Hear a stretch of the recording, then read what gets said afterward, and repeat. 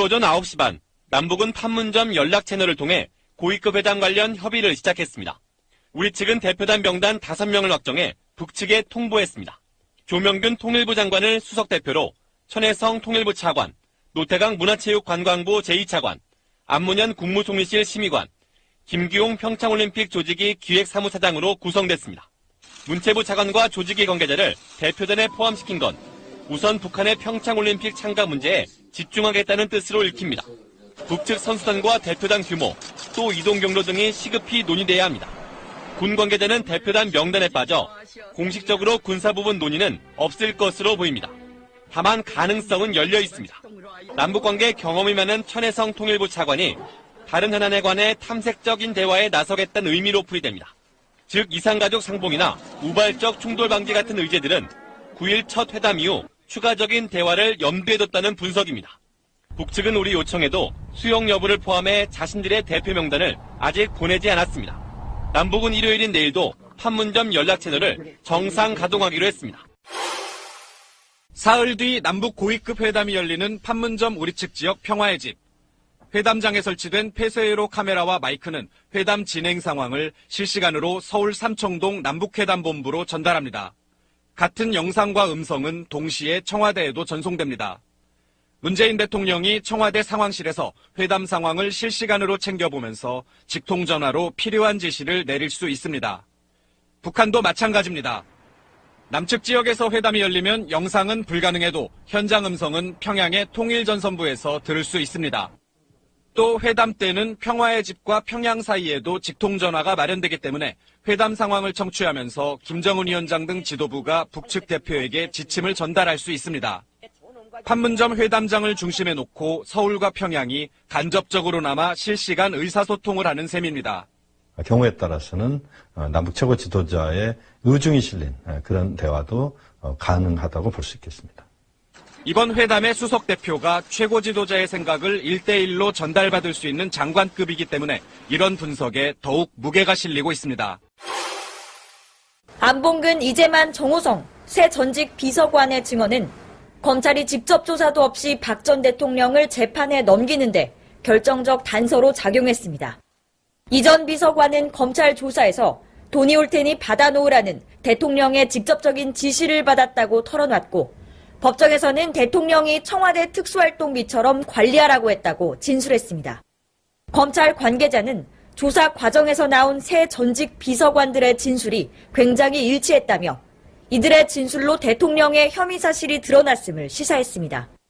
이들 문고리 3인방은 국정원 돈에 대해 알고 있던 유일한 인물들로 알려졌을 만큼 두터운 신망을 받았지만 특히 이재만 안봉근 전 비서관은 탄핵 심판 당시 헌법재판소에 증인 출석 요구도 거부하는 등 박 전 대통령에게서 서서히 등을 돌렸습니다. 공범으로 기소된 두 사람의 혐의가 중형을 피하기 어려운 범죄인 만큼 법정에서도 자신들은 돈이 흘러간 통로에 불과하다고 강조할 전망입니다. 기존 국정농단 재판이 벌석 재판으로 진행되고 있는 만큼 대통령의 출석 여부는 불투명하지만 네 사람이 법정에서 다시 마주할 가능성도 배제할 수 없습니다. 소유 방송 출연자들의 평균 연령은 26세입니다. 청년들의 목소리를 들어보자는 의도로 기획된 방송입니다.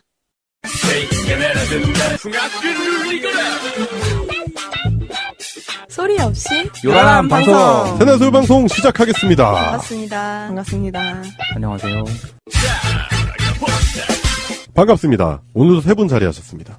지난주 베이징에 다녀오신 양세병님. 네, 안녕하세요. 중국 여행 잘 다녀오셨어요? 문재인 대통령이 대학교에서 얘기했던 마라탕도 먹고 왔고요. 아, 그래요? 네네.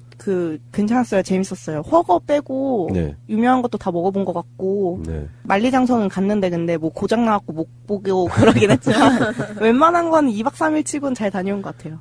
아, 좋았겠다, 진짜. 부러워요. 이렇게 또 해외에 가서 또 새해를 맞이하는 게 그런 식으로 이제 새해를 많이 맞이하시는데 좀 부럽네요, 진짜. 새날 소유방송 새해 첫 방송이네요, 오늘. 네, 2018년도 새해 첫 방송. 본격적으로 시작해 보겠습니다.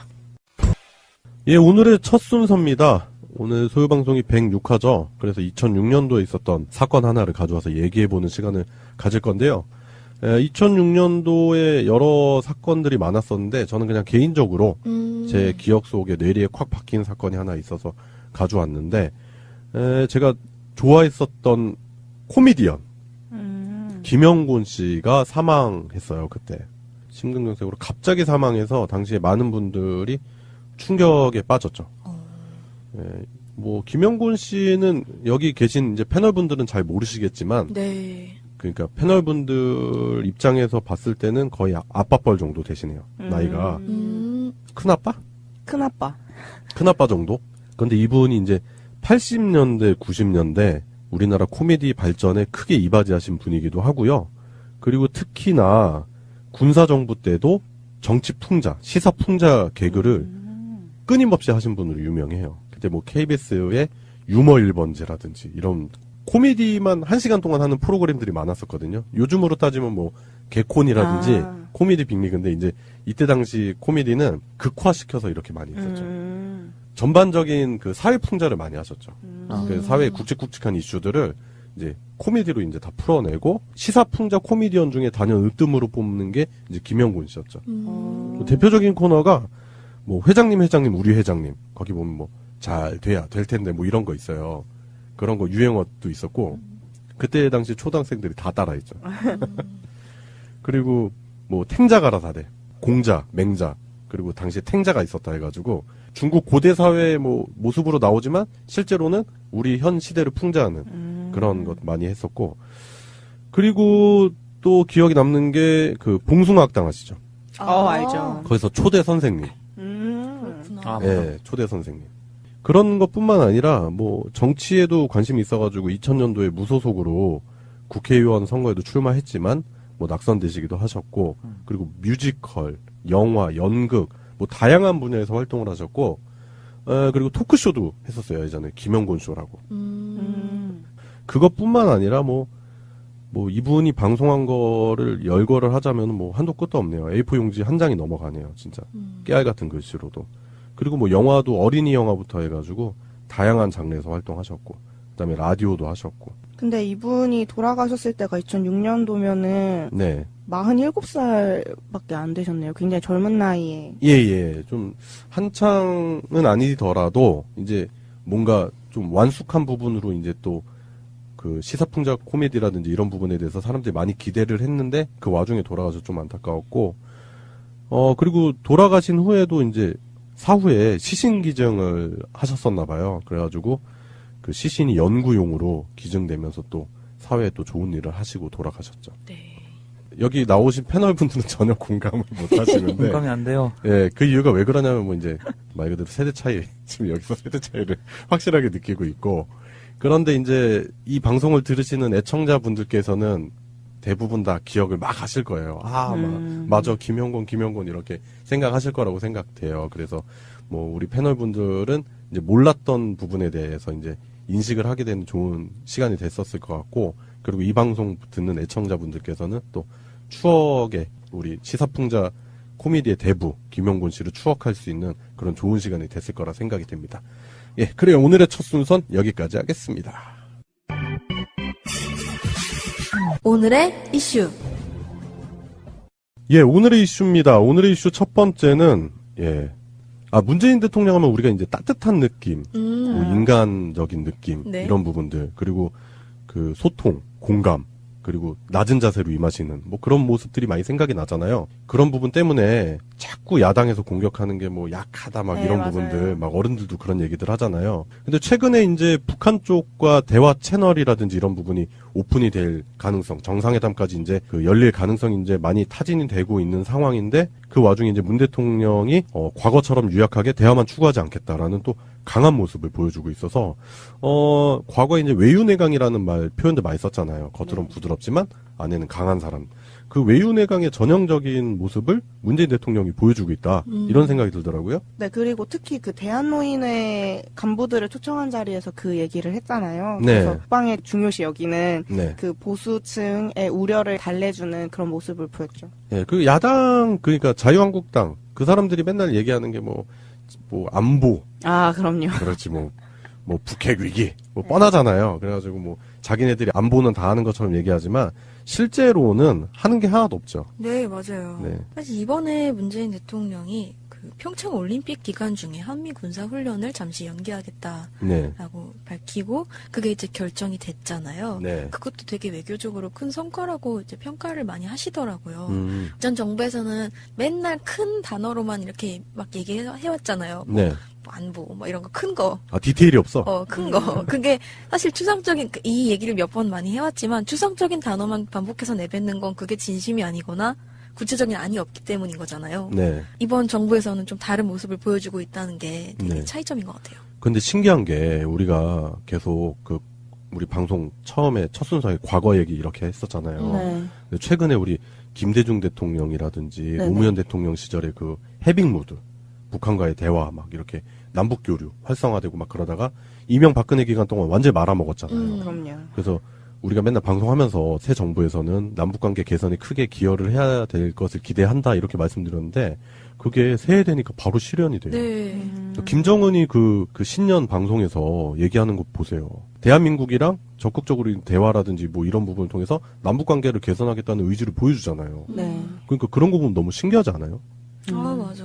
근데 또 언론에서는 또 계속해서 막 김정은의 신년사에 대해 뭐 문재인 대통령이 아무 말도 안 하고 있다는 등 뭐 이런 식으로 얘기하는 것도 가끔 봤는데 네. 그건 좀 아닌 것 같고. 네, 그럼요.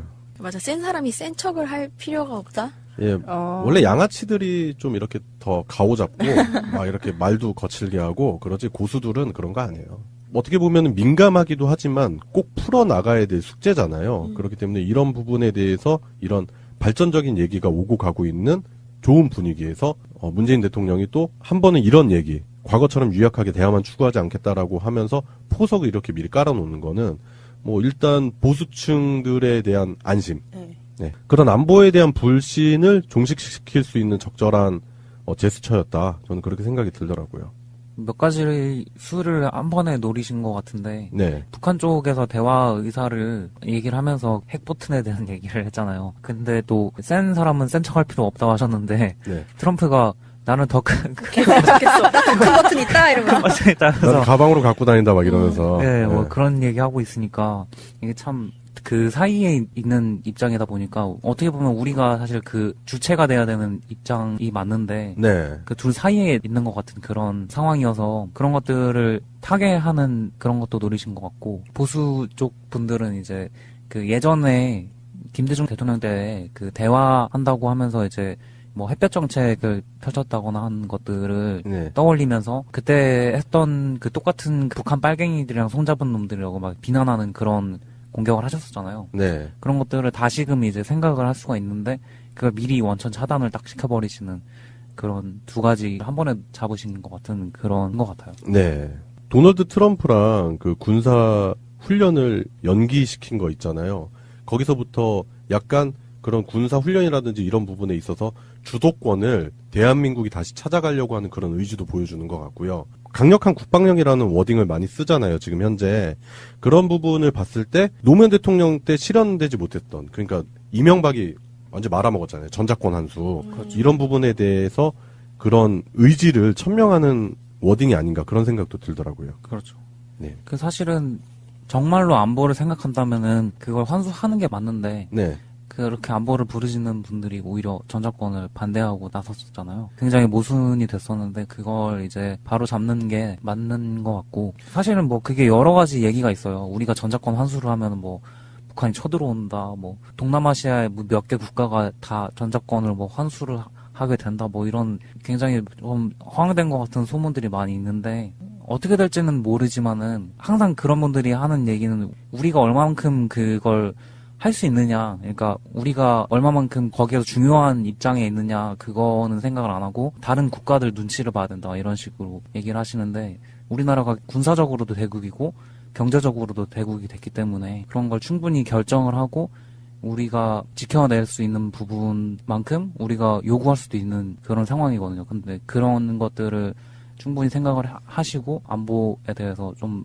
더 깊게 생각을 하시면 될 것 같다는 생각이에요. 저는 이거를 상식적으로 생각하면 돼요.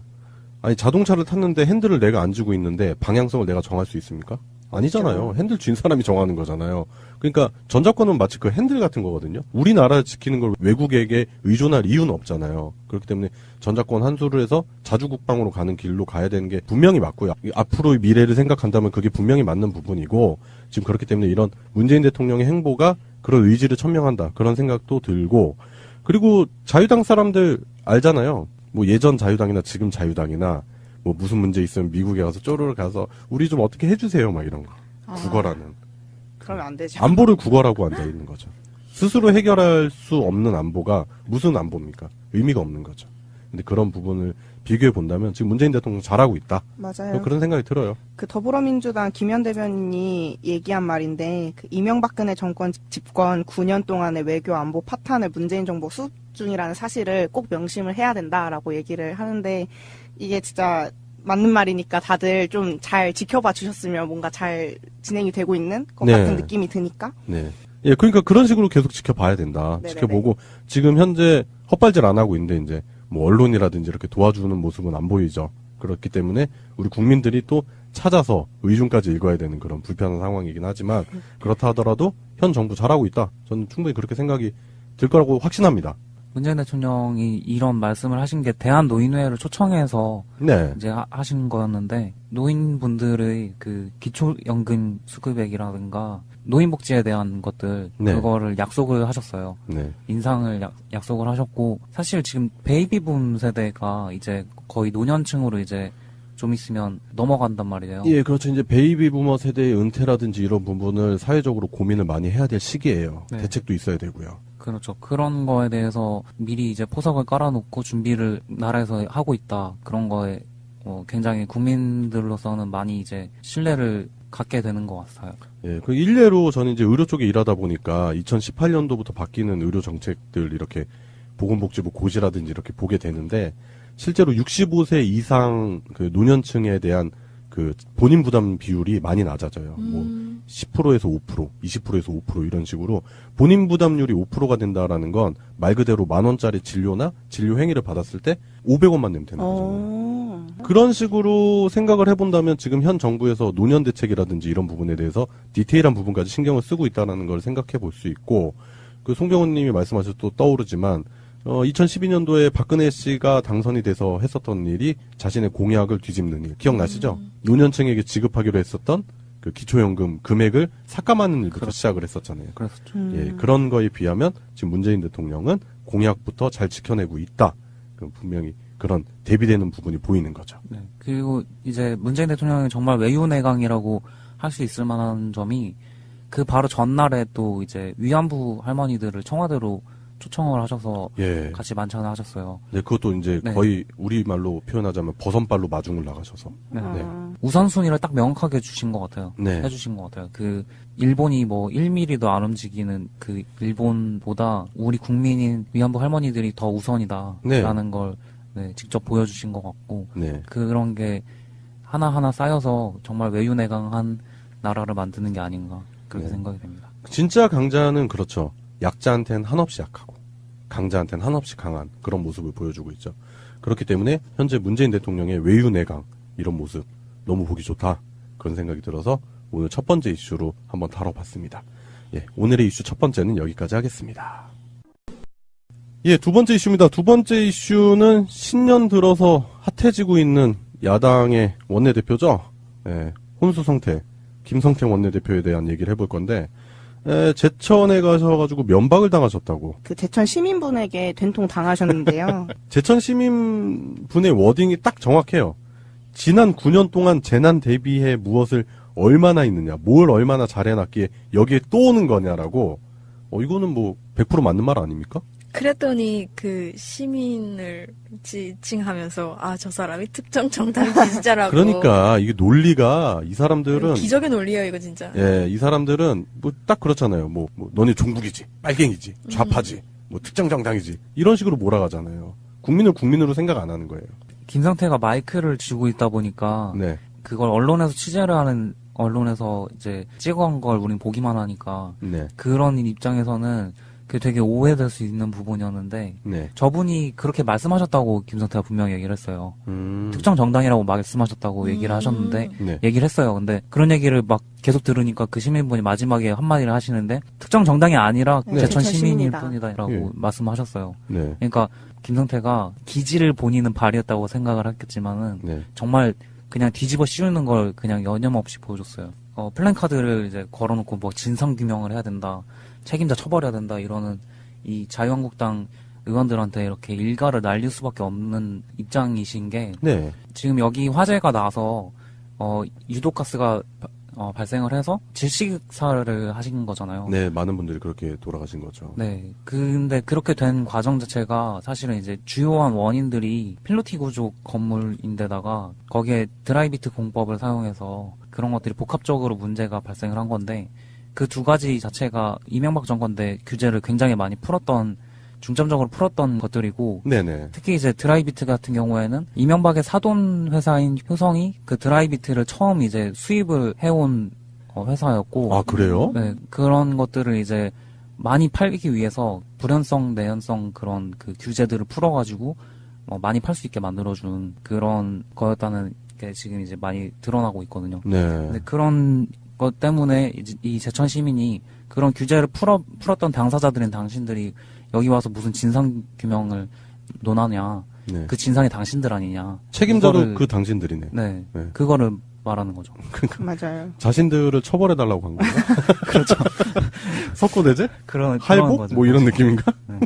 몰랐는데 드라이비트가 불에 엄청 취약한 가연성 외장재고 또 엄청 건축 비용이 저렴하게 된다고 하네요. 그래서 네. 이거를 하려고. 팔아먹는 사람 입장에선 좋겠죠. 네, 그러네. 네, 많이 팔렸겠죠. 네. 근데 그런 부분까지 생각을 본다면 그 제천 시민분의 분노라든지 이런 부분이 충분히 공감이 되네요. 네, 김성태가 최근에 하는 모습들이 다 이런 식이에요. 그러니까 말도 안 되는 과거 사건 가지고 와가지고 최근에 이제 지방선거 시즌이 돌입되다 보니까 박원순 시장이라든지 이재명 성남시장이라든지 이런 분들의 과거에 다 해명이 끝난 의혹들을 끄집어 갖고 나와가지고 방송이라든지 이런 데 출연해가지고 오픈했다가 망신당하는 그런 모습들 많이 보여주고 있죠. 사실 요 혼수성태라는 별명이 되게 새롭게 생긴 별명이라고 알고 있어요. 네. 이게 2018년에 JTBC에서 신년 토론회를 가졌었잖아요. 네. 그 당시에 이제 보수 패널로 참여했던 김성태 의원이 너무 말을 못하니까 근거도 없는 주장을 계속 하니까 저 사람 지금 혼수 상태인가. 그래서 혼수 상태라는 별명이 붙었다고 해요. 네. 네. 그래서 그 신년 토론회 당시에도 패널로 나왔던 유시민 작가가 그 이제 김성태는 패싱하는 모습까지 보여줬을 정도로. 네. 그러니까 토론에 격이 안 맞는다는 거죠. 음. 네. 그런 식으로 행동으로 무시를 해버리는 거죠. 네, 그 노회찬 원내대표가 그러니까 탕행을 당했지 사람들아라고 일갈에 날렸었던. 예. 그러니까 우리가 들어보면 노회찬 그 원내대표가 그렇게 얘기를 하면은 그게 뭐 적절한 발언인가 이렇게 생각될 수 있지만 김성태 같은 사람한테는 적절한 발언인 거죠. 네. 그죠. 그런 사람들에게는 딱 그 정도 워딩을 해줘야지 알아들을까 모르겠네. 모를 거예요. 그 자신들이 뭘 잘못했는지 그리고 시민들이 왜 자기한테 그렇게 화가 나 있는지 전혀 맥락을 못 짚고 있어가지고 네. 이 분노를 잠재우기 위해 어떤 워딩이 적절한지까지도 전혀 모르고 있어서 무슨 말을 해도 못 알아들을 거예요. 네. 그리고 김성태 원내대표의 혼수 상태는 계속 되는 것 같아요. 그래가지고 뭐 송영무 장관이 뭐 전 정부가 아랍에미레이트랑 군사협정 할 때 뭐 이면 합의가 없었다라고 얘기를 했다고 했는데 국방부는 그런 얘기 한 적이 없다라고 부인해버렸습니다. 아이고. 진짜 이건 신중하게 얘기해야 되는 부분이거든요. 근데 자신들이 주장하는 부분에 끼워 맞추려고 자꾸 이런 식으로 무리수를 두고 거짓말을 하는 정황이 보이는 거죠. 그 작년에 12월 달에 그런 얘기를 했었는데요. 그 엄동설안에 내버려진 들깨처럼 문재인 정권에 맞서 싸울 수밖에 없다라면서 뭔가 전의를 막 불태웠는데 네. 그걸 지금 한 달이 지난 지금까지 굉장히 헛말이 아니었던 거죠. 굉장히 들깨처럼 물어뜯는 데만 치중을 하고 있어요. 지금도 계속 그 임종석 청와대 비서실장 그 UAE 방문한 거, 아랍에미레이트 방문한 부분 가지고 자꾸 물어뜯으면서 전 정부의 실책이 이제 불거져 나오니까 조용하고 있다가 다시 자꾸 그걸 어떻게든 회복해 보려고 수습해 보려고 하는데 제가 봤을 때는 잘 안 될 것 같은데요. 뜻대로 되기는 힘들어 보입니다. 이 김성태의 모습을 보면은 그 자유한국당, 새누리당 이쪽 사람들은 점점 이렇게 위치가 높아질수록 대표가 될수록 약간 획가닥하는 그런 게 있는 것 같아요. 약간 말빨이라던가 정신 상태가 조금 이상해지는 징크스인가? 아, 그렇죠. 이제 뭐 홍준표는 뭐 원래 그랬던 사람이고, 뭐 최근에 또 류여애 씨, 뭐 그런 분들. 이게 그 전통일지도 아, 모르겠네. 맞아. 아, 전통이네, 전통. 뭐 이렇게 그 위치가 되면 뭔가 이렇게 받나 봐. 그러니까 징크스던지, 새누리당의 신을 받는 건가? 예, 내림굿 네, 뭐 이런 거 하나 내림신을 봐요. 받나 봐. 예, 그래가지고 막 신들려가지고 막 헛소리 삑삑했었고 그런 모습을 보여주는 게 아닌가. 사실은 이제 전략이라고 볼 수 있는데 네. 나쁜 경찰, 착한 경찰이라는 전략이 있어요. 그래요? 네, 그래서 이제 자녀들을 이제 교육시킬 때 주로 이제 아버지가 막 엄한 역할을 주로 하시고 어머니가 이제 착한 경찰이 되셔서 네. 나쁜 경찰을 제지하면서 너무 그렇게 막 하지 말아라. 하지만 너가 이런 부분 잘못했지 않았니? 역할을 분담하는 게 있거든요. 채찍과 당근이네. 네, 비슷한 거죠. 채찍과 당근은 이제 청소년 이전에 유아해서 이제 아동한테만 유효하고 그 이후가 되면 사실 말을 안 듣거든요. 네. 그럴 때 이제 쓰는 방법인데 그거를 이제 국민들한테 쓰는 것 같아요. 근데 왜냐면은- 여기서는 멍청한 경찰, 덜 멍청한 경찰 정도잖아요. 네, 그렇죠. 이게 원래는 홍준표가 그러니까 나쁜 경찰을 하고 김성태가 착한 경찰을 해야 되는데 사실은 이제 국민들이 보기엔 둘 다 그냥 멍청한 경찰. 나쁜데 멍청한 경찰, 나쁜데 덜 멍청한 경찰 정도.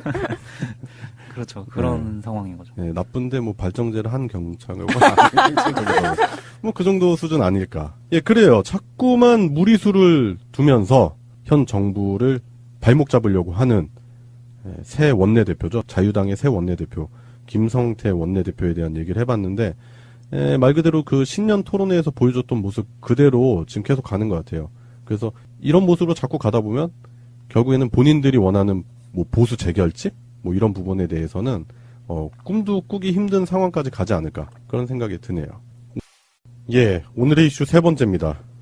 오늘의 이슈 세 번째는 초성에 관한 얘기인데요. 네. 예, 미음, 치읓, 시읒, 쌍기역, 시옷, 기역, 비읍, 치읓. 이게 뭐죠? 자유한국당 김종석 의원이 보낸 문자 메시지인데요. 네. 이게 한 시민이, 그러니까 전기 생활용품 안전법, 줄여서 전환법. 예, 우리가 저번 지난주에 주에 다뤘었죠. 네, 잠깐 소개했었던 그 법 개정을 위해서 본 회의에 참석하라는 요구를 담은 문자 메시지를 보냈는데 네. 거기에 대한 답장으로 온 메시지라고 합니다. 그러니까 김종석 의원이 시민분께 보낸 문자가 이거다. 네, 그렇죠. 네, 지금 이것 때문에 인터넷 각종 포털 사이트에서 과연 이게 뭘 의미하는 것이냐라는 갑론을박이 많이 진행이 되고 있어요. 네티즌들의 집단지성이 네, 표현하죠. 맞아요. 네. 근데 미음, 치읓, 시옷, 쌍기역은 누가 봐도 알겠는 그 욕설인데. 저는 친구들한테 보통 이렇게 보낼 때 의도를 하고 보내죠. 그렇죠. 예, 미친 새끼. 네, 맞아요. 누가 봐도. 예, 이거 뭐라고 표현할 수가 없잖아요.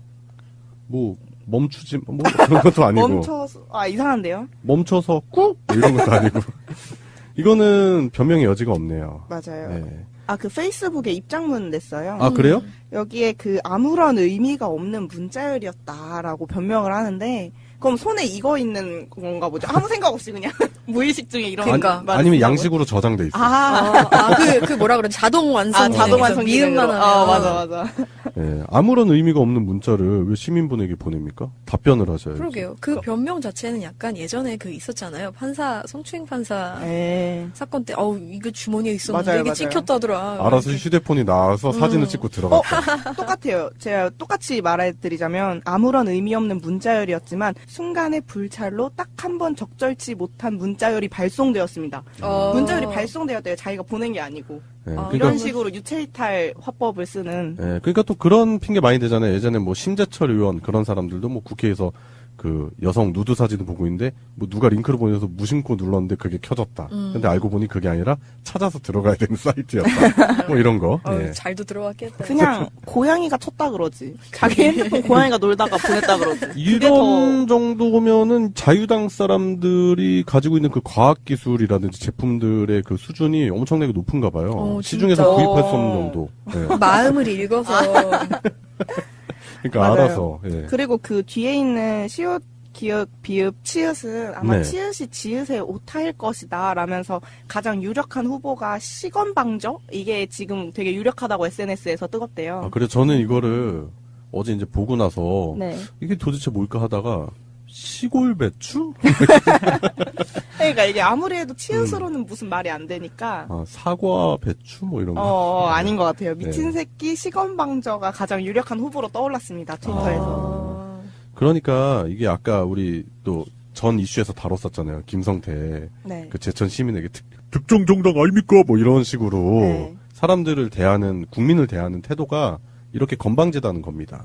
네, 한 기사를 보니까 구성이 되게 재밌더라고요. 네. 김종석 의원이 뭐 이런 미음, 치읓 이런 걸 보냈는데 제5회 국회의원 아름다운 말 선풀 시상식에서 상을 받기도 했다라는 사실을 같이 이렇게 나란히 놓더라고요. 네. 심지어 고작 작년 12월 1일에 한 달 전에 받으셨죠? 야, 선풀. 이거 선풀인가요? 미음치읓 시옷상기요? 예. 선풀로 보기는 어렵죠. 악플이죠. 악플 뭐. 그렇죠. 굳이 이거를 어떤 댓글 게시판에 달아도 좋은 소리 못 듣는 그런 악플인데, 이분은 정작 선풀 시상식에서, 아름다운 말 선풀 시상식에서 상까지 받으신. 야, 진짜. 이거 뭔가 조작된 게 아닐까요? 이거 전국의 청소년 선풀 SNS 기자단이 네. 2개월 동안 국회 회의록 시스템을 막 분석을 했대요. 그래서 아름다운 언어 사용 실천을 한 국회의원을 직접 선발했기 때문에 전국의 청소년 기자단 학생들의 순수한 눈으로 선풀을 실천하는 의원들을 선정했다라면서 엄청 얘기를 하더라고요. 참 인성 교육의 모범이 되는 의원인 것 같네요. 제가 듣기로는 빅데이터를 청소년들 머리로 돌렸다는 뭐 그런 얘기 있어요. 어쨌든 세상에. 근데 그 시옷기읍 비읍 치읓이라는 그 두 번째로 보낸 거가 네. 아까 그 김종석이 순간의 불찰 네. 사과드린다 뭐 이렇게 해명을 했다고 그랬잖아요. 근데 그게 순간의 불찰에서 순간 불찰 나 이거 의도한 줄 알았어. 이거를 의도해서 사실 해명을 낸 거거든요. 근데 그렇게 보여요. 일단은 뭐 저도 찾아보니까 굉장히 많은 해석들이 있더라고요. 이거에 대해서. 그렇다 하더라도 대다수의 사람들은 순간 불찰이라고 전혀 생각을 안 할 것 같아요. 어쨌든 미친 새끼는 맞잖아요. 뭐가 됐든 맞아. 미친 새끼는 확실하니까. 아니면 자신을 표현을 그 신문분께 너무 송구한 나머지 제가 미친 새끼입니다. 예, 저는 미친 새끼입니다인데 저는 뭐 미친 스콜입니다. 뭐 이런 거. 미친 수꼴도 괜찮네. 예, 아니면 자기한테 문자 오면 이제 뭐 자동 문자로 이렇게 해가지고 자신에 대한 프로필이 가는 거야. 미친 수꼴. 뭐죠? 뭐 이런 식으로. 어떤 식으로든 해석을 해도 네. 좋은 얘기가 나올 수 없는 상황이고요.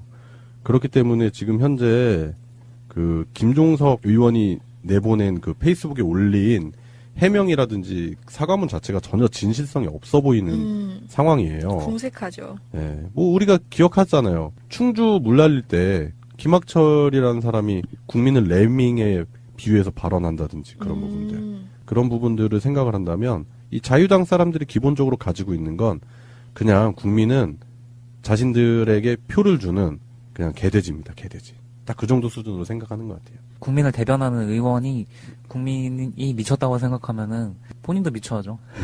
그리고 원래 미친놈 눈에는 미친 걸로 다 보여요. 네. 그러니까 저는 그 시민이 보낸 문자 메시지에 단 한 단어도 욕설이 없고 전혀 이상한 허위 사실인 것도 하나도 없는데 어떻게 저런 문자를 보냈나 진짜 신기합니다. 그래요. 자유당이 국민을 생각하는 수준을 김종석 의원이 보여준 것 같습니다.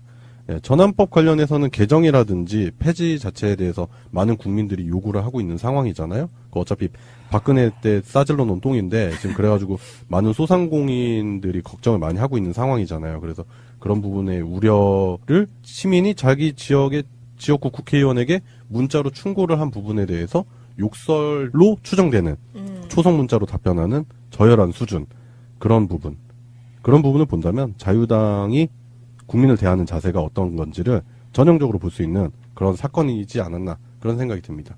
지금도 계속 이 문자에 대한 풀이가 논란이 확산되고 있다고 하는데 김종석 의원은 진심 어린 사과와 이 정도면 의원직 사퇴감이지 않을까요? 그래요. 김종석의 미음 치읓 시옷 쌍기역 제목도 길다. 시읒 기역 비읍 치읓 문자 논란에 대해서 얘기해봤습니다. 금주의 시사. 네, 금주의 시사 시간이 돌아왔습니다. 금주의 시사 첫 번째는 양새벽님이 준비하신 시사 이야기해 볼 건데요. 어떤 시사 준비하셨죠? 배달원이 평생 을도 아닌 병이다. 배달원이 병이다라는 얘기를 해보려고 하는데요. 그러니까 갑, 을, 병. 예. 을도 안 되는 병. 네. 그 2013년도에 유튜브에 한 음성 파일 공개되면서 갑질 기업의 리더로 부상한 기업이 하나 있잖아요. 네. 네, 남양유업이 있는데 우유가 왠지 맛없는. 네. 그 영업관리소장이 자기보다 나이가 많은 하청업체 대리점 측에 사장. 네네네. 거기에 욕설을 엄청 막말과 욕설을 퍼부었던 사건이 있었잖아요. 그때 전 국민이 분노했죠. 네, 그래서 이후에 막 대리점의 불공정 행위를 막는 남양유업법이 제정되는데 큰 기여를 할 정도로 굉장히 논란이 컸는데 이게 5년이 지난 지금까지도 그 꼬리표가 붙어 있는데 이 갑질이 되물림되는 것이 아닌가 하는 사건이 하나 있었어요. 네. 대리점이 알바생을 상대로 갑질을 했다라는 논란이 일었는데 그 남양유업의 대리점에서 우유 배달 아르바이트를 하는 한 대학생이 있었는데 네. 그 대학생이 이제 그만둔다고 얘기를 하자 월급의 100배가 넘는 배상금을 요구했대요. 100배요? 네, 100배가 넘는 배상금을 요구했는데, 그러니까 일명 그 갑이 을한테 하는 갑질이 아닌 을이 또다시 병한테 하는 을질을 했다라고 볼 수 있는 것 같아요. 이게 사건이 어떻게 되냐면 그 20대 초반 대학생이 지난해 10월에 우유 배달을 하다가 이제 월급을 32만 원을 받고 우유 배달을 하고 있었는데 갑자기 기업에 인턴으로 합격하면서 다음 달에 그만둬야 된다라고 얘기하니까 이제 계약서 내용을 보여준 거죠, 업주가. 이제 거기 계약서 내용에는 후임자에게 인계하지 못하면 배달 가구당 5만 원씩 배상한다라는 문구가 있었대요. 이거는 계약서 조항 자체가 좀 잘못된 거 아닌가요? 네. 방금 전에 제가 잘못 들은 게 아니죠. 월급이 32만 원이요? 네, 월급이 32만 원인데 최저시급에는 도달하는 거예요? 이 사람이 아르바이트생이 80가구에 배달을 하고 있었대요. 네. 그러니까 총 400만 원을 물어줘야 되는 상황이 온 거예요. 여기에 이 이상한 조약이 하나가 아닌데 또 배달을 하루라도 걸으면 마찬가지로 한 가구당 5만 원씩을 배상해야 된다라는 독소 조항도 있었고, 그러니까 이것 때문에 아파도 절대 빠질 수 없는, 그러니까 알바생을 막 부리는 그런 걸로 되었었는데, 여기에 하나 더 해서 어떤 경우에든 배달원이 대리점에게 손해를 끼쳤을 경우에 배달원은 민형사상 모든 책임을 진다라는 문구까지 있었대요. 그러니까 너무 말도 안 되는 계약서를 체결한 거죠. 노예 계약 수준이에요, 제가 봤을 때는. 네, 그래서 사고 발생 시 알바생이 모두 뒤집어 쓰도록 그런 조항까지 만들어 놓고 계약서 자체가 불공정한 내용으로 되어 있기 때문에 사실 남양유업 본사가 대리점의 그런 알바생 뭐 계약서까지 관여를 할 수는 없지만 어찌되었든 그 갑질이 되물림된 것이 아닌가 하는 그런 비판을 피할 수가 없는 거죠. 그렇죠. 이제 남양유업 대리점들이 이제 그 본사로부터 갑질을 당하고 있다. 그래가지고 이제 많은 분들이 대리점 사장들을 응원했는데 일부 대리점이겠죠. 그러니까 한 그렇죠. 대리점에서 또 이제 아르바이트생, 배달 아르바이트생에게 어떻게 보면 또 다른 갑질이 이루어지고 있는 그런 정황이네요. 병우님도 말씀하셨지만 32만 원 월급을 받으면서 일을 하는데 이런 말도 안 되는 계약서에 사인을 하고 일을 하게 되는 거잖아요.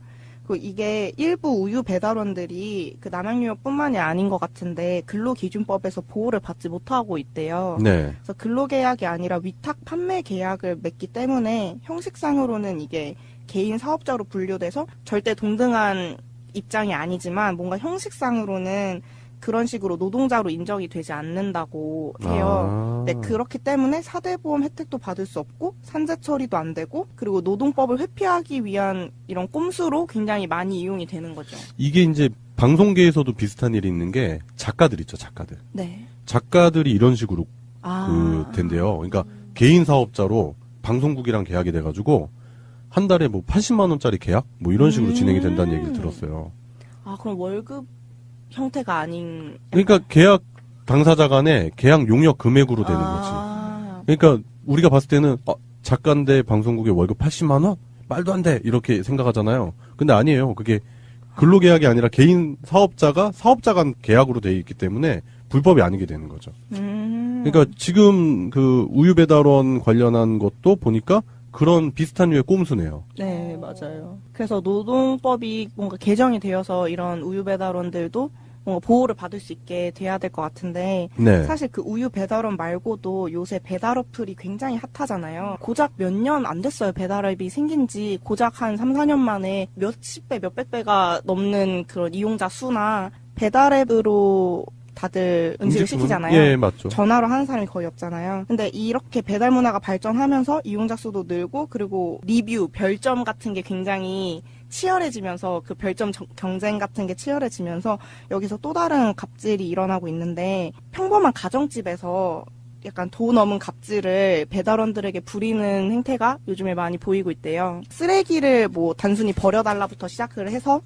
뭐 특정 브랜드의 담배나 술을 사다 달라, 아니면은 과자를 사다 달라, 참치캔을 사다 달라, 이런 얘기를 하는 거예요. 그러니까 피자를 시키면서 오는 길에 뭐 어디 회사에 담배 하나랑요, 술 뭐 몇 병 사다 주세요, 이렇게 얘기를 하는 거죠. 이거 도가 넘어섰네요, 진짜. 그래서 심지어 과자를 사갔더니 왜 편의점에서 사왔냐, 더 싼 마트에서 사오지 않았냐라고 항의를 하면서 뭐 음식은 맛있었는데 요구사항을 들어주지 않아서 별점 하나 뺍니다 라면서 리뷰에다가 별점을 막 테러를 한다든지 이런 상태를 계속 보여주고 있는 거예요. 그런 거는 허위사실 유포나 그런 걸로 역고소해버려야 되는 거 아닌가? 근데 허위 사실이 아닌 게 요구사항을 일단 했고 그 사람들은 별점이 깎일까봐 어쩔 수 없이 뭔가 눈물을 머금으면서 들어줘야 되는 그런 상황이 되는 거죠. 고등학생들, 중학생들한테 빵 셔틀 시키지 말라고 그렇게 욕했었잖아요. 네.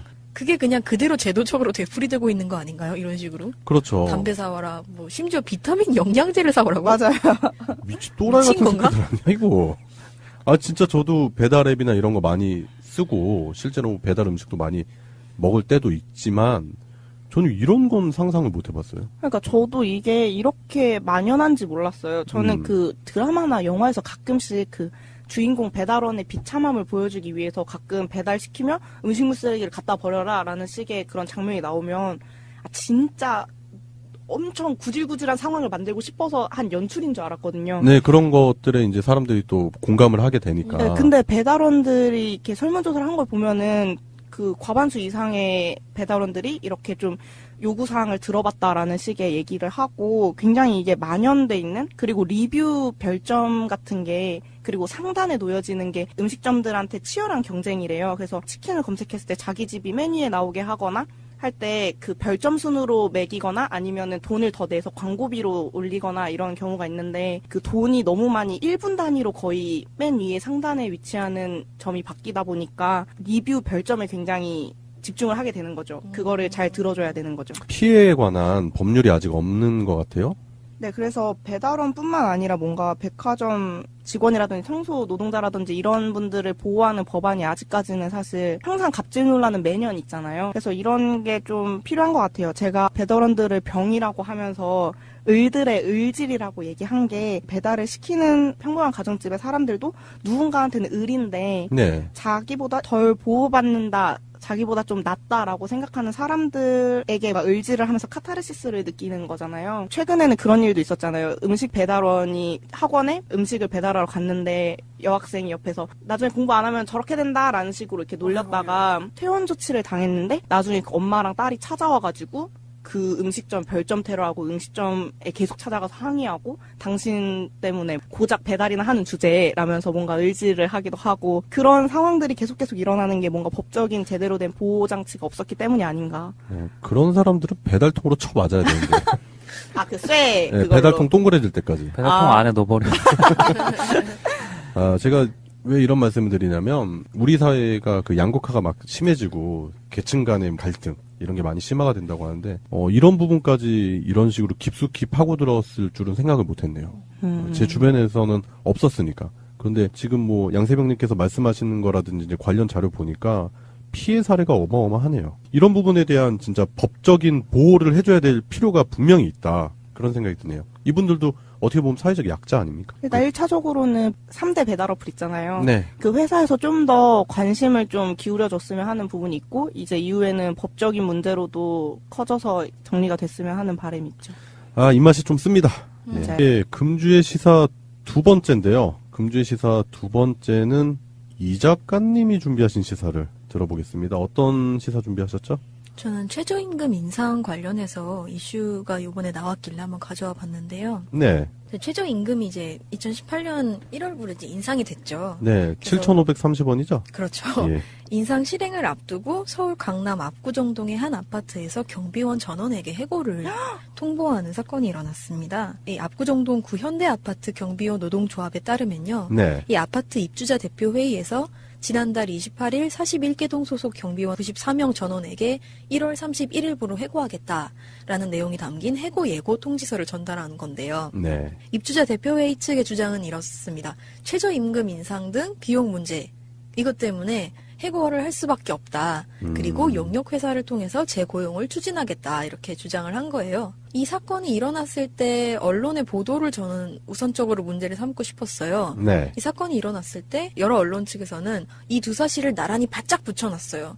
그리고 마치 최저임금 인상이 이 모든 해고 비극의 원인인 것처럼 묘사를 했었거든요. 언론들의 논조는 마치 최저임금 인상이 바람직한 건 아는데 현실적으로 시기상조이니까 곤란하다. 좀 더 기다려달라. 라는 논조인 거죠. 그러니까 정부가 무리하게 최저시급을 인상하는 바람에 이런 피해 사례가 속출하고 있다라는 걸 보여주고 싶은 거죠. 그렇죠. 네. 심지어 모 일보의 사설은 이렇게 얘기까지 했어요.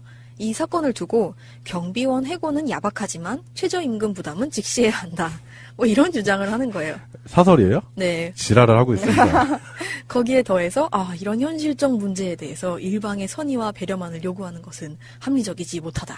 뭐 이런 식으로 주장까지 합니다. 미사오구를 통한 지랄이네요. 그렇지요. 예. 근데 이런 논조가 너무 흔하게 보이는 거예요. 이런 언론들이 얘기하는 걸 보면서 전 약간 이런 생각을 했어요. 첫 번째로 실제로 이게 진짜 일방적 요구인가?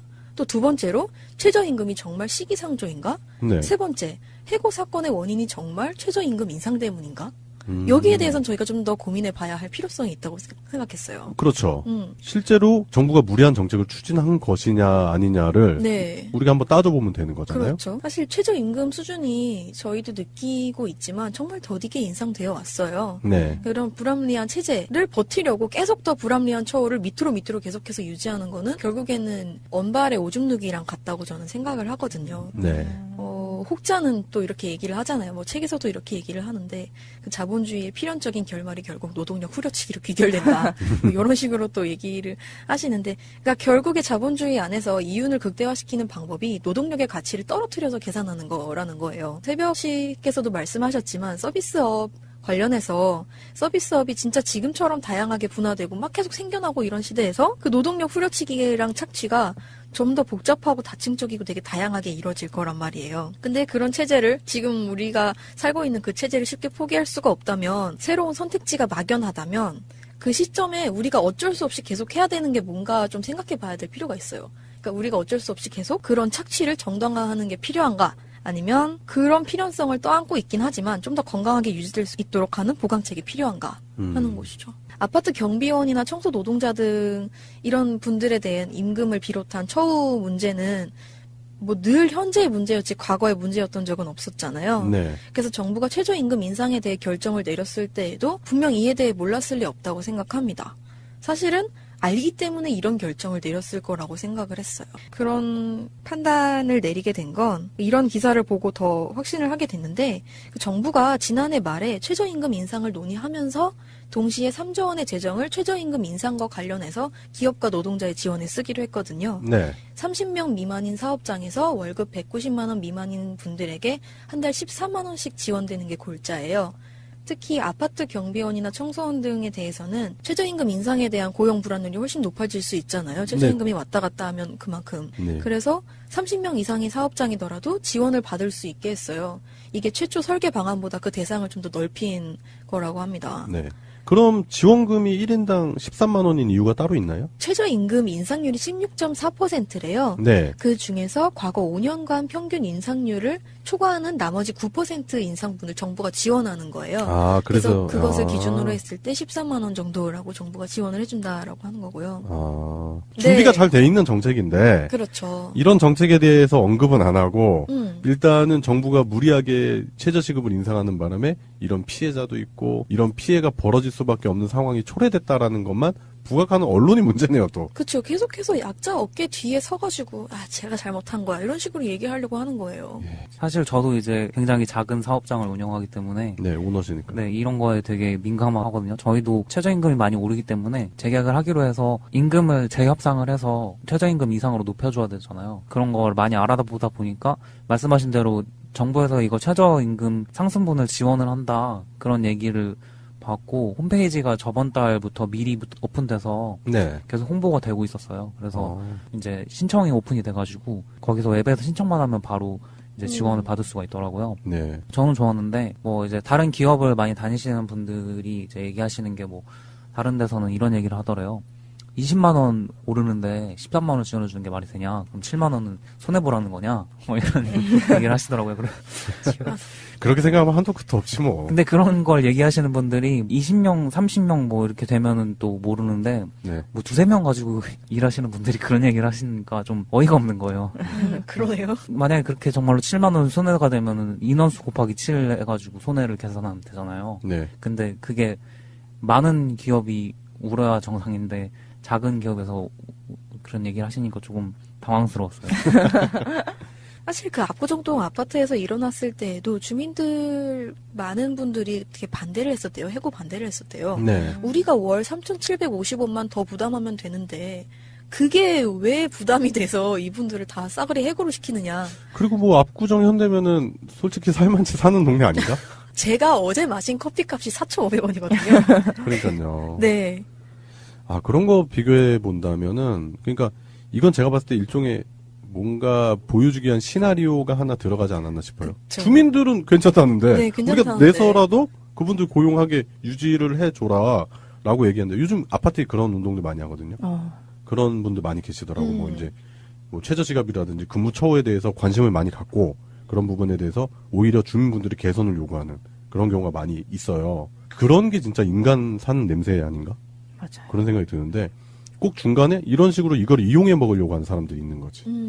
그러니까 그게 바로 내부 갈등을 조장하는 거잖아요. 제가 당사자여서 얘기를 드리는 건데 두루누리 사업이라는 게 또 있어요. 네. 그러니까 4대 보험을 무조건 들어야 되거든요. 정규직으로 계약직으로 쓰게 되면. 네. 근데 그거 돈이 나가는 게 아깝다고 계약을 안 하고 약간 탈법스럽게 이제 고용을 하는 경우가 많은데 그거를 이제 아까 말씀드린 그 13만 원 지원금을 받으려면은 정규직으로 해서 뭐 몇 년 정도 장기 고용할 걸로 돼야지만 지원을 받을 수가 있어요. 네. 근데 그런 경우에 그럼 사회보장 4대 보험 금액은 네. 어떻게 되냐? 그러면은 그걸 이제 지원해주는 사업이 있어요. 네. 그래서 두루누리 사업 때문에 저희 같은 경우도 이제 절반 정도는 지원이 되거든요. 저희 같은 경우에는 사실 인상에 대해서 크게 걱정이 안 돼요. 전혀 걱정이 안 되는데 언론에서 보면은 마치 뭐 중소기업 다 죽이는 일인 것처럼 막 써놓으니까 당사자인 제가 보기엔 좀 이상하죠.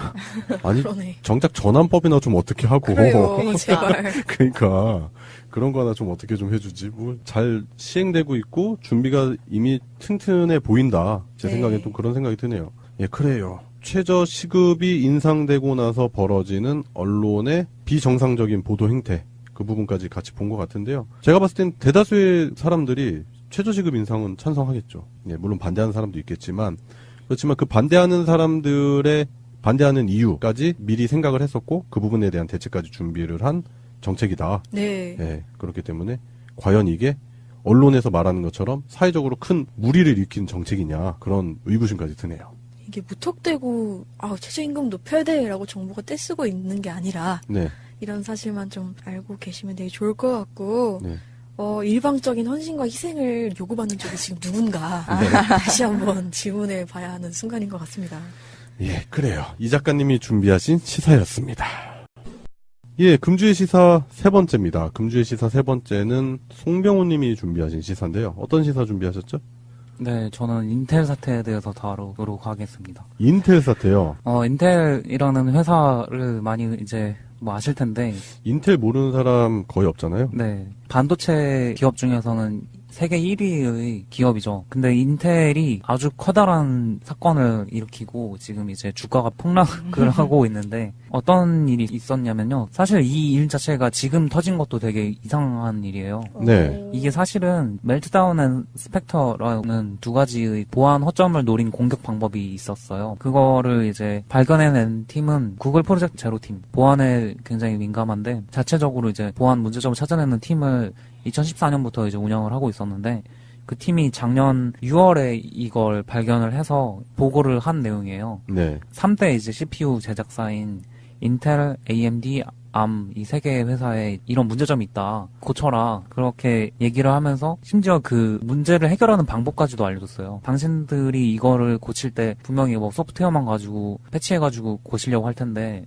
그런 것보다 하드웨어 자체를 개선해야 된다. 그거를 이제 얘기를 해줬는데 예전에 그 송병호님이 시민의원에서 그 선관위 직원한테 그 보안 취약점 이렇게 설명 예. 다 해주고 했던 방식이랑 똑같네요. 예, 그렇죠. 예, 그 하드웨어 생각이 나네. 자체 예. 문제가 있는 경우가 굉장히 비용이 많이 들어가잖아요. 네. 그래서 그게 문제가 많은데 뭐 선관위도 하드웨어가 많이 문제가 있었죠. 근데 중요한 거기 때문에 바로 알려줬어요. 네. 그런 것들을 구글이. 근데 새 회사가 반응이 많이 달랐던 게 AMD랑 ARM 같은 경우에는 그거에 대해서 바로 이제 공식 입장을 표명을 하고 웹에다가 게시를 했어요. 네, 이런 문제가 있었다는 걸 공개를 했고 그러니까 복합적으로 구글에서 제기한 게 3가지 문제점이 있는데 네네 그 3가지 문제점이 복합적으로 작용을 해서 이런 공격이 가능해지는 건데 네. 그 중에서 한 가지 정도만 우리랑 관련이 있다 이런 식으로 AMD 같은 경우는 그렇게 얘기를 했고 ARM은 거의 없다 뭐 이렇게 그러니까 얘기를 한 구글에서 거예요. 제기한 3가지 문제점에 대해서 AMD랑 ARM이라는 회사는 네. 각자 분석을 해놓고 그거를 해명 내지는 적절하게 네. 빨리 조치를 취했다라는 얘기네요. 네. 예. 그래서 다음번 하드웨어에는 그런 거를 하드웨어적으로 개선을 더 해서 완벽하게 보완하겠다고 공식 입장을 표명을 했는데 네. 가장 큰 인텔이 잠잠한 거예요. 인텔은 뭐 컴퓨터 광고에 꼭 마지막에 나오잖아요. 네. 띵띵띵띵 이러면서. 아, 맞아. 네. 네. 모든 노트북에 스티커 붙여있잖아요. 그만큼 사람들의 뇌리에 각인이 될 정도로 큰 회사라고 생각이 되는데 네, 뭐 심지어 뭐 외계인을 갈아서 넣는 회사냐, 외계인 고문설까지 있는 회사잖아요.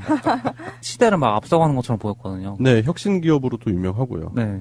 근데 그런 회사가 갑자기 이런 문제에 대해서 아무 얘기를 안 하는 거예요. 그러니까 뭔가 이상하다고 느꼈을 거 아니에요, 구글에서도. 그렇죠. 그래서 그거를 멜트다운이랑 스펙터라는 정확하게 어떤 방식으로 공격이 가능한지 그 코드까지를 이제 만들어서 이번 달 초에 이제 공개를 한 거예요. 네. 멜트다운 같은 경우에는 컴퓨터 내에 들어가는 프로그램으로 되는 공격이고 스펙터 같은 경우에는 그냥 웹 서버에다가 코드를 심어 놓으면은 그냥 거기 접속을 그냥 하는 경우에도 공격을 받을 수 있는 굉장히 위험한 공격이에요. 네.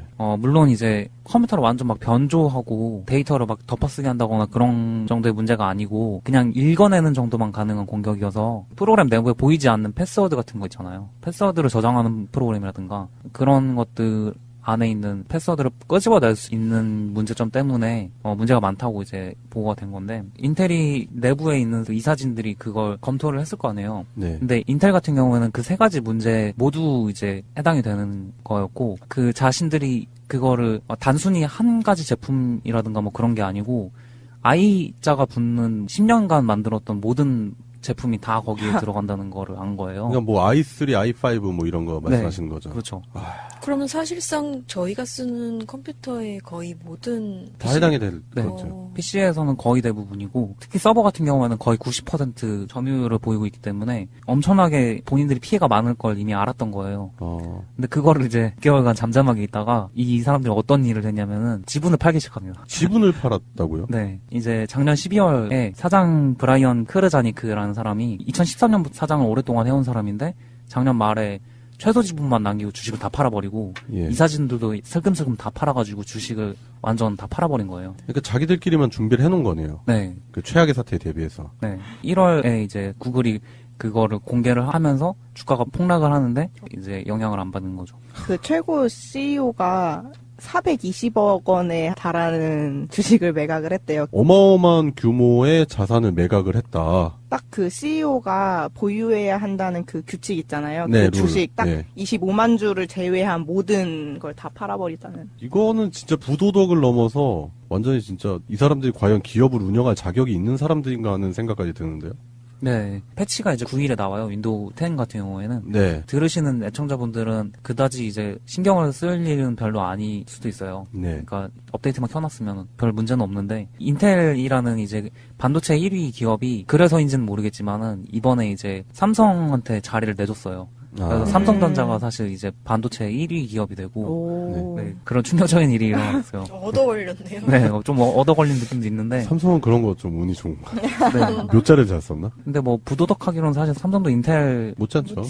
더 하면 더 했지 못하진 않잖아요. 네. CEO 오너들이 이제 법적인 처벌을 받았고 그런 문제를 일으킨 사람들이 제거가 되고 사장단이나 이사진들이 이제 바뀌면서 그런 것들이 해결이 되고 내부에서도 구조 개선이 일어났기 때문에 네. 그런 매출을 이뤄낸 거라고 생각을 하고 외국에서 저런 기업이 무너져서 우리가 좋게 됐다 뭐 이렇게 우리는 비웃을 수 있지만 그게 이제 아까 말씀하신 그런 남양이나 그런 기업들의 오너들이 책임을 가지고 기업을 윤리적으로 이끌어 나가는데 어느 때보다도 중요하게 그런 것들을 생각해야 되는 시대가 되지 않았나 네, 그런 생각을 합니다. 기사를 읽어보니까 더불어서 애플도 뭔가 도마 위에 오른 것 같아요. 그러니까 배터리 사양이 낮아지면 소프트웨어도 같이 낮아진다고요. 네. 이해가 안 갈 정도로 이상한. 애플 배터리도 뭐 요즘 한간에 크게 문제가 되고 있기도 하고, 네. 그러니까 자꾸 이런 기업의 그러니까 윤리의식 결여 이게 한창 문제가 되고 있는 것 같아요. 제가 봤을 때는. 네. 이게 뭐 우리나라 기업들 윤리의식 결여된 거는 뭐 말할 것도 없고 다른 나라, 그러니까 외국에서도 글로벌 기업들이 특히 이런 모습들을 보여주는 게 어떻게 보면은 기업들이 사회적 공헌, 그러니까 CSR 활동을 많이 하잖아요. 그 이유가 이제 자신들이 창출한 이윤을 가지고 다시 사회에 환원하는 그런 일종의 선행하는 모습들을 보여줌으로 해서 자신들의 이미지도 동반 상승시키고 해야 되는 부분, 그런까지 생각하는 포석이라고 생각을 하는데, 근데 반대로 이런 부도덕한 모습을 보이는 회사, 이런 회사는 이제 뭐 시장에서 퇴출당하겠죠. 저밖에는 이거를 소개할 사람이 없을 것 같아서 맞아요. 네, 소개를 해봤습니다. 네, 그래요. 뭐 인텔만의 문제는 아닌 것 같고 대다수의 소위 말하는 글로벌 기업들이 이런 행태를 보여주는 것 때문에 소비자들이 많이 실망을 하고 있는 상황인 것 같네요. 예, 그래요. 송병훈 님이 준비하신 시사는 여기까지 하겠습니다. 예, 오늘 세 분 방송하시느라 고생하셨고요. 예, 다음 주에도 모여서 소리 없이 요란하게 떠들어 보겠습니다. 예, 들어주신 애청자 여러분, 감사합니다. 감사합니다. 끝까지 합시다. 타이틀 음악, 디템포, 편집, 최정민. 인터넷 쇼핑몰을 하고 싶으세요? 회사 홈페이지를 만들고 싶으세요? 새날과 연대하는 한국 도메인 지원센터에 연락해보세요. 새가 날아든다를 듣고 연락했다 하시고 상담을 한번 받아보세요. 친절하게 응대를 해주실 겁니다. 아주 저렴한 가격으로 홈페이지를 만드는 방법, 한국 도메인 지원센터입니다. 02-6049-2616 한글로 한국도메인센터.kr 홈페이지 잘 만드는 회사가 한국 도메인 지원센터라는 것을 전 세계가 알아버렸어요.